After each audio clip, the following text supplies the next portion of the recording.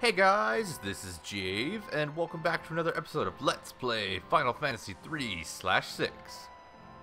Okay, so last episode, we managed to get a couple new party members. That being Mog and Umaro. And this episode, we are going to, I think, get another. So we are going to head straight over to the Veldt here. And there is this cave, which I'm assuming... I'm going to say it probably used to be Crescent Mountain. And now it's just called the Cave on the Veldt. Or Cave in the Veldt. Shouldn't it be on the Veldt? Ah, whatever. But anyways. What's this? A doggy that looks oddly familiar. Well, I guess there's only one kind of dog in the entire game. Let's see what kind of monsters we got. We got some toe cutters. And these guys are pretty easy. These mantis-like fellers. All they do is attack, attack, attack. And they randomly counter with a, I believe, Doom Sickle, which can absorb your HP. So, basically a drain spell. And that's pretty much it. There's, oh, can't get down here. There is actually a random encounter. It's kind of rare in here, but we'll see if I can't, well, encounter him. But other than that, it's just the toe cutters, and then the one chimera-looking enemy. Ooh, a rage ring. That'll be nice on Umaro. It's pretty much one of two relics that you'll always want to have equipped on Umaro, and it gives him access to the ability to throw your party members around.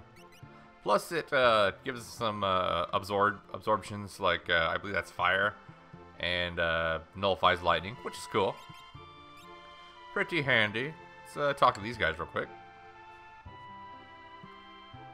Alright, that's a clue. That's actually not a boss, but the hardest encounter in the entire game.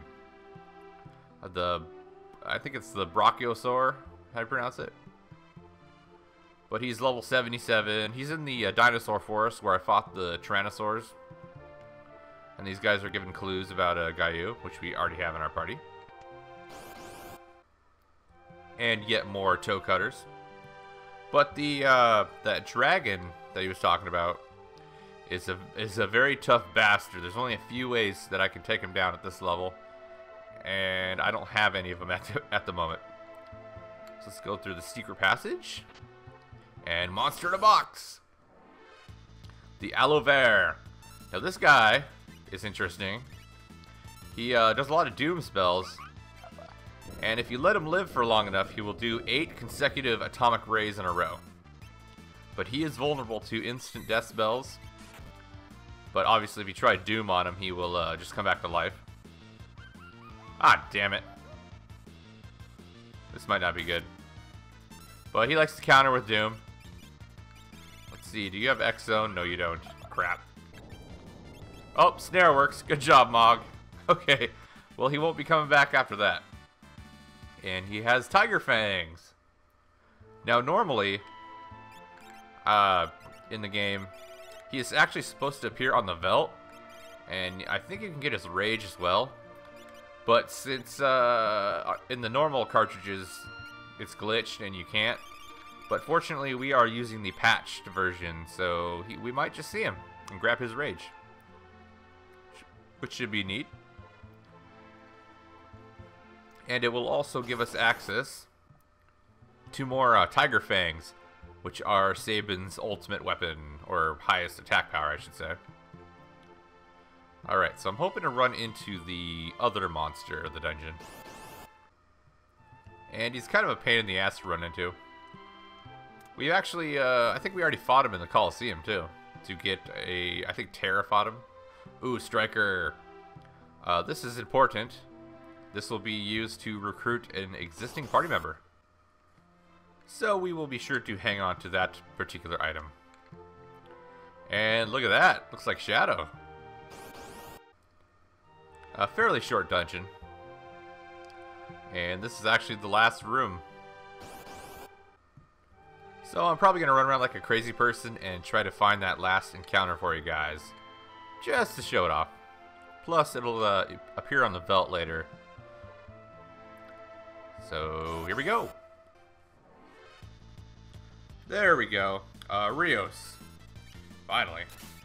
So these guys can be annoying. They will just use their fight command at first. But after that, they will start bringing on the pain with Fireball and I think Magnitude 8 and a bunch of other very painful spells. But we're not going to give them the chance. He is vulnerable to spells such as Sleep and Stop. So that's what we're going to do. And I think he has instant death immunity, so nope, the cave-in will not work. They've got a good chunk of hit points too. Like 7,000. But they are no match for Jaev and his Tyrannosaur Rage. Alright, so we can finally continue on. Let's see, how's my... Yeah, everything looks good. Okay. Oh no! It's Shadow! You remember him? Luckily we waited for him at the end of the floating continent, and what the hell is that? It's a behemoth! A large, angry one. He's pretty easy, though. He is weak to fire spells, and I believe poison. And he is also susceptible to Stop and Imp. So I'm just going to try to cast Stop on him and pound away with my fire spells. And Meteor, apparently. Which will miss. Thanks, Jaev. Alright. So he should fall rather quickly now. Because Terra can do some nice magic damage. And she's not even morphed either, which is awesome.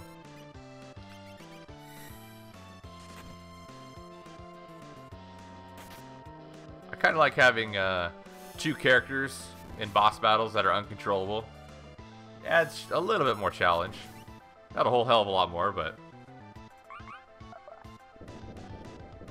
At least that's how I look at it.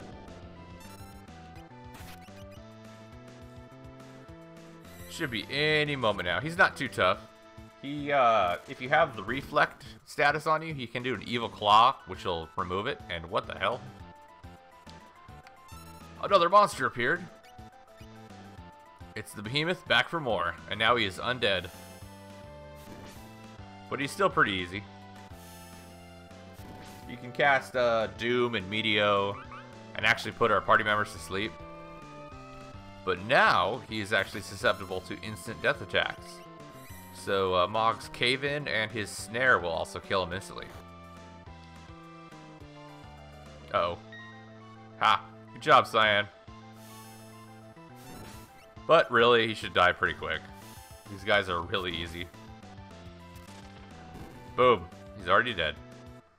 And he will actually appear on the Veldt, which is awesome because we can get more Behemoth suits, which are some of my favorite armor in the game. And that is actually a wrong line. Shadow is not a her. Shadow is in fact a he. The trigger to trigger that is if you did not save Shadow or did not wait for him, then Realm would appear face down in the cave, and that's actually her line. And I'm actually going to show that in mere moments. So as soon as our little scene with Shadow comes to its conclusion, I'll show you guys what happens if you don't wait for Shadow at the floating continent. And then we get a nice little peek into Shadow's mind, I guess. Look at that, Shadow without his trademark ninja gear on.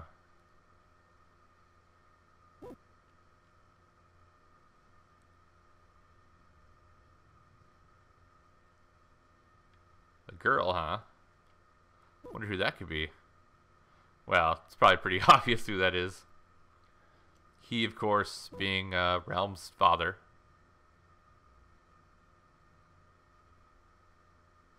And we will learn more about that in future episodes.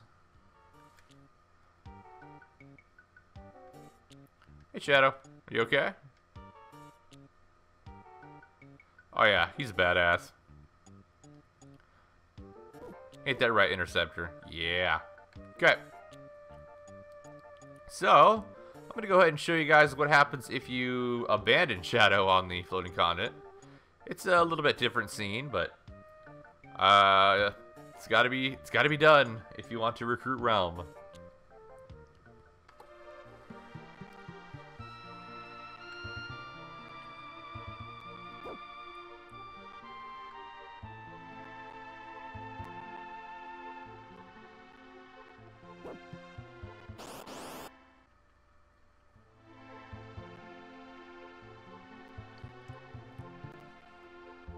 See, there we go. That is the correct line. And much like with Shadow, we head back to Thamasa.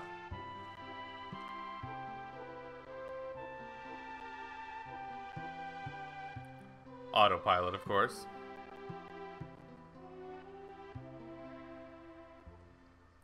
But the scenes are nearly identical. And one other thing to note, you won't be able to recruit Realm if you abandon Shadow. And you have to actually save her from the Cave of the Veldt first. And she gets a flashback. Look at that.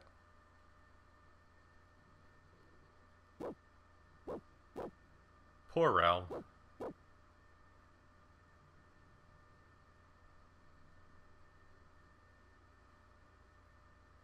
Aww. And we get to see it from her perspective.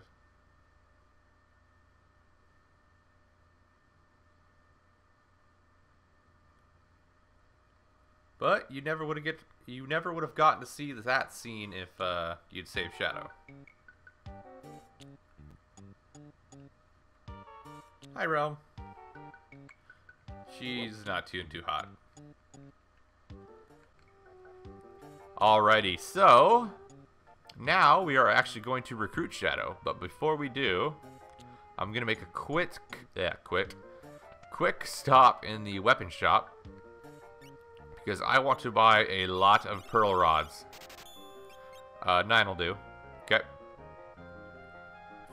And these will be useful for an upcoming boss, actually. So we are going to head over to the Coliseum, like so. I probably took the long way, but whatever. Okay. So now, in order to recruit Shadow, we're going to go into the Coliseum and bet that striker we found in the cave. And a long time ago, in I think Kolingen, a lady mentioned that some guy, a mean-looking guy, was after this weapon. And look at that, Shadow. Get him, Terra. Beat his ass. Okay. And he is unequipped, so there should be no way in hell he can kill you. Hopefully this won't take a while. All I need to get off is one good spell. Which she doesn't seem to want to do. There you go. Get him. Doom. Well, I guess if it hits. Ha! Good job, Terra. Victory!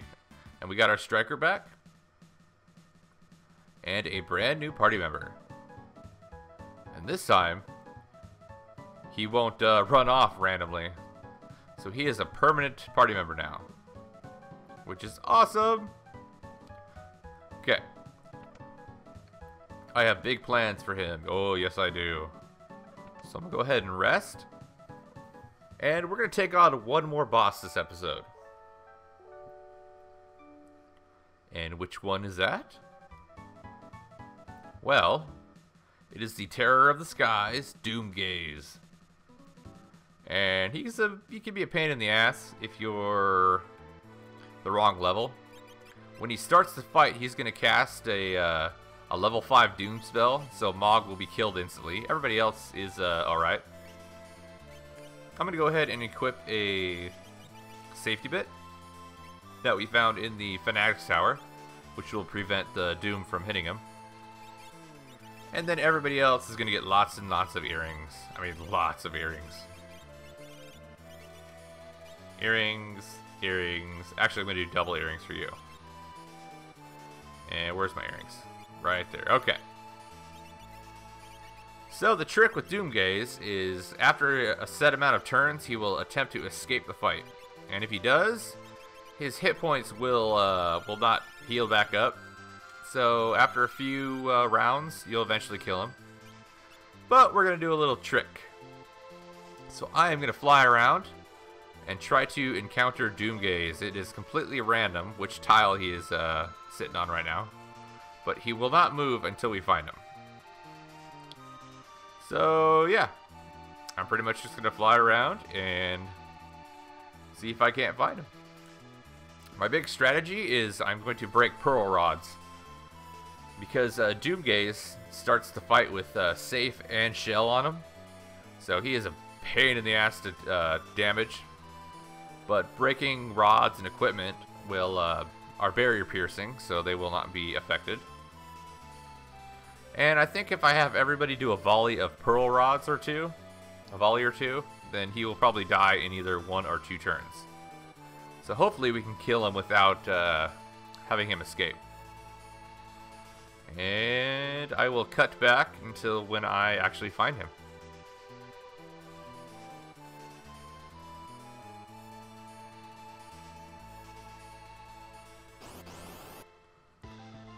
Alright, there we go. Doomgaze. Starts off with level 5 Doom. So let's get him some. Let's break some Pearl Rods and kick his ass. And a couple of my guys should be able to do max damage. So he should fall pretty quickly. Ouch. But yeah, he's got a few nasty tricks up his sleeve. Like he can cast Doom, I believe Ice 3, Arrow, and level 5 Doom. And he will also try to escape. But other than that, he should... Wow, even Mog's doing full damage. But he should die very quickly. You could also break Fire Rods, but I think Pearl Rods are a little bit more effective. Look at that, even Cyan broke 9,000. Wow. Of course, I have double earrings on everybody, so that helps. But let's see if we can kill him on the first encounter, which should be real nice. Yep, there we go. Right on. And what do you gain for defeating him? Why, well, I'm glad you asked.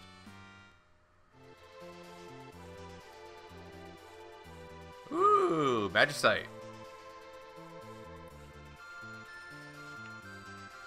And it happens to be the King of the Dragons, Bahamut. Right on.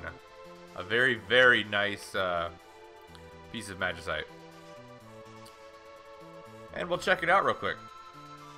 It does, can't talk today. It has a pretty nice attack. The Esper himself does pretty decent damage. And it teaches Flare, which is a barrier-piercing non-elemental attack. But yeah, I think that'll be it for this episode. So thank you very much for watching, guys. I appreciate it. Next episode, we're going to recruit 2 more party members. Hooray. So until next time, take care, guys. Later.